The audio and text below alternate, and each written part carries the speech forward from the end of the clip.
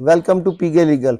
आज हमारा बड़ा अहम मौजू है कि जब पुलिस किसी को गैर कानूनी तौर पर उठा कर ले जाती है और अपनी कस्टडी में लीगली रखती है तो उसके खिलाफ का क्या कार्रवाई की जाती है।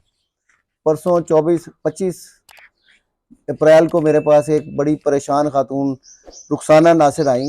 उनके बेटे मोहम्मद समी को मुकामी पुलिस थाना शुमाली छावनी की चौकी गुलदश्त टाउन में एक पुलिस वाला शमशाद अली एएसआई उनके घर में रेड करके 5-6 लोगों को के साथ ज़बरदस्ती उठा कर ले गया था। और जब वो बेचारे वहाँ पे गए हैं पुलिस चौकी में, उन्होंने पूछा कि किसके खिलाफ कोई मुकदमा या कोई चीज़, तो उसने ना तो उन्हें कोई जवाब दिया बल्कि उल्टा डांट के गालियाँ दे के वहाँ से भगा दिया और उनके बेटे पे बेपनाह तशद्दुद किया। उसके पाँव पे, उसके कमर पे इतना मारा कि उसके उसके चलना दुभर हो गया। तो अगले दिन वो मुसम्मत रुखसाना नासिर मेरे पास आई, तो मैंने उनको ले जाकर सेशन कोर्ट में सेशन जज साहब इज़्ज़त माब सेशन जज साहब के पास 491 सीआरपीसी की एक पिटीशन फाइल की कि उसको मुकामी पुलिस ने हफ्ते बेजा में रखा हुआ है। उसके खिलाफ ना तो कोई मुकदमा है और ना ही कोई उस केस है, ना तो पुलिस उसको छोड़ रही है और ना ही कोई कार्रवाई कर रही, ना उसकी गिरफ्तारी डाल रही।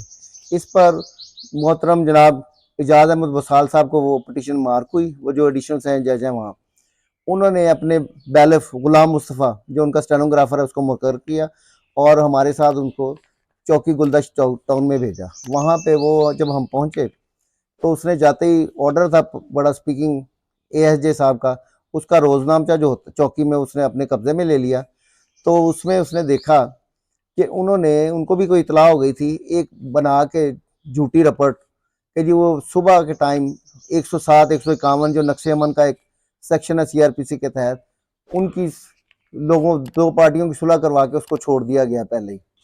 जिस पर पुलिस ने रोक जो है हमारे बैलफ, उन्होंने सारी जो चीज़ें हैं उनको कब्जे में लिया, रपट लिखी, सब कुछ किया और उसको पाबंद किया कि वो अगले दिन जो है वो सैन जज साहब के पास पेश हो। अब जो इसमें असल बात ये है कि पुलिस को अगर इतला ना होती तो वो कभी भी उसको ना छोड़ते और उस पर लाजमी उन्होंने एक दो झूठे केस डाल देने थे।